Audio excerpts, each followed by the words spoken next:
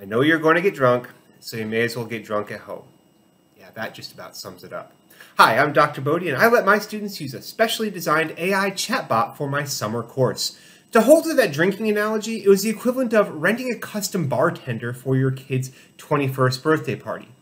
During the 2023 and 2024 school year, I had several engineering students use a course I was running 2 times to design a chatbot that would answer questions specifically for that course and specifically addressed in the way that I was teaching it.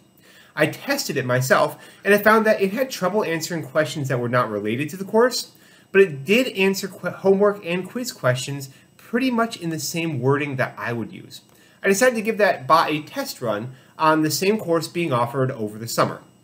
This course only had 7 students, and only 4 of those actually used the bot. I know it's a small sample size, but I figured if things are going to go spectacularly sideways, I would rather it didn't happen during the semester with 20 or 30 students who need this class for the major.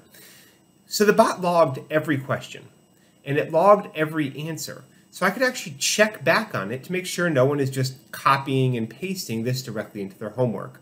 I did see early on that students' answers were overly wordy and used highly precise language that I really never saw them using in short answers on exams or never heard them using in person. But when I checked the answers against the bot, I could quickly find out who was asking what based on when the assignments were turned in and when things were checked last. They were not copying the answers directly. So I could actually rule out plagiarism. So that's actually how the bot was supposed to be used. Essentially, it's like asking a tutor a question and then writing down something very similar to their answer. I thought students would log in when they wanted an answer and then log out, so I could actually track whenever someone used it and check it against the questions. That's really not how they used it, because I saw they only had about 9 accesses, and I was like, oh great, no one used this whatsoever. What I did not anticipate was that some students just logged into this thing at the beginning of the semester, and they stayed logged in for the entire 6 weeks. To bring back that party analogy, that's like saying going up to the bartender, grabbing a handle of Fireball, and just pounding that all night long. I can acknowledge that students use the bot instead of thinking on their own or looking things up in the book. Some of the questions that were asked were truly meant to stimulate thought, but instead were just entered directly into the bot. Sometimes the bot had a little bit of trouble with the way I had worded things, so you see students figuring out how to word things out. And also students were asking me fewer questions, which did take down that participation just a bit. But all of them said on a little survey I had them fill out in the semester, they would rather have that bot for other courses. And most of them preferred the bot to human tutors that they have had in the past. I mean, let's face the facts, bots don't sleep. And at midnight, there aren't many tutors in the tutoring center, and that's when we're all doing our homework, right? Anyway, in short, students use the bot as a learning shortcut, which did reduce their overall learning experience. I could test that on the exams. The exam scores were pretty low.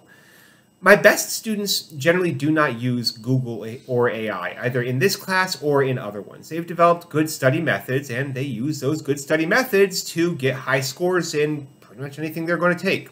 In this class, the highest scoring students, they poked at the chat bot out of curiosity. You could see a few questions asked and some fun ones asked, like, why did my wife leave me? They just wanted to see how it worked.